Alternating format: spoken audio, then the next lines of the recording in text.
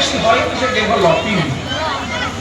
ওই জন্য মানুষের উন্নতি হলে মানুষের টাকা পয়সার উন্নতি হয়েছে কিনা সেটা দেখা হয়। একটা দেশে যদি পণ্ডিত বেড়ে যায় সেই দেশটাকে ডেভেলপ কান্ট্রি বলা হবে না, কিন্তু একটা দেশে যদি বড়লোক বেড়ে যায় সে দেশটাকে ডেভেলপ কান্ট্রি বলা হবে। দুর্ভাগ্যজনক ভাবে যদিও বিষয়টা, যে দেশে পণ্ডিত বেশি সে দেশ ডেভেলপ কান্ট্রি নয়, আর যে দেশে বড়লোক বেশি সে দেশ ডেভেলপ কান্ট্রি। এই ভাবনাটা খুবই দুঃখজনক, কিন্তু দুঃখজনক হলেও পৃথিবীর লোক এটাই ভাবে, যার পয়সা করি বেশি সে বেশি ডেভেলপ করেছে। প্রহ্লাদ বলছেন আমি কিন্তু ওইটা ভাবি না। কেউ ভাবতে পারেন যে পয়সা করি বেশি থাকে সে ডেভেলপ, কিন্তু আমি ভাবি না সেটা। প্রহ্লাদ বলছেন মান্যে, মান্যে মানে মনে করি, আই থিঙ্ক, ইংরেজিতে যেগুলো আই থিঙ্ক, আমি মনে করি, সেটা সংস্কৃতে বলছে মান্যে, মানে আমি মনে করি। হিন্দি তো मैं मानता हूं কি, যারা ভাবে টাকা পয়সা থাকলেই বড় ধন্য হয়ে গেল, আমি তাকে ভাবি না যে সে ধন্য হলো। টাকা পয়সা পরে কি আসে? 12টা জিনিস ডেভেলপমেন্টের লক্ষণ ভাগবত অনুসারে। তার মধ্যে 1 নম্বর হচ্ছে টাকা পয়সা, ধন। তারপর হলো অভিজন। অভিজন মানে পপুলেশন, লোকজন। যে দেশে লোকজন বেশি সেই দেশ ডেভেলপ করবে তাড়াতাড়ি।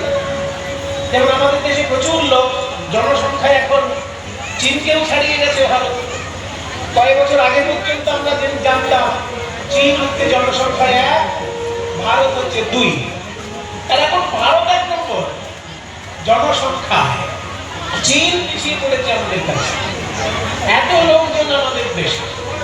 তাহলে যদি কারণ লোকজন বেশি থাকে সেও ভাবে আমি একজন বড় মানুষ, কারণ আমার অনেক লোকজন।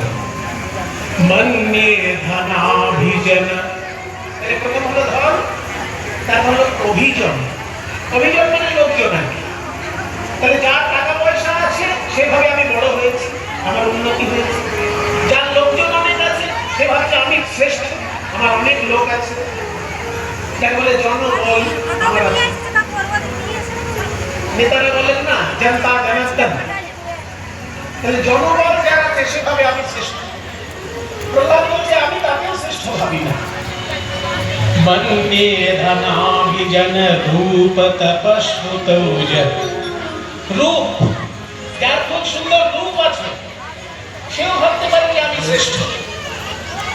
যাকে খুব সুন্দর দেখতে সেও ভাবতে পারে যে আমি কিন্তু শ্রেষ্ঠ, কারণ আমি দেখতে সুন্দর, আমার দিকে সবাই কি সুন্দর তাকাচ্ছে, দেখছো?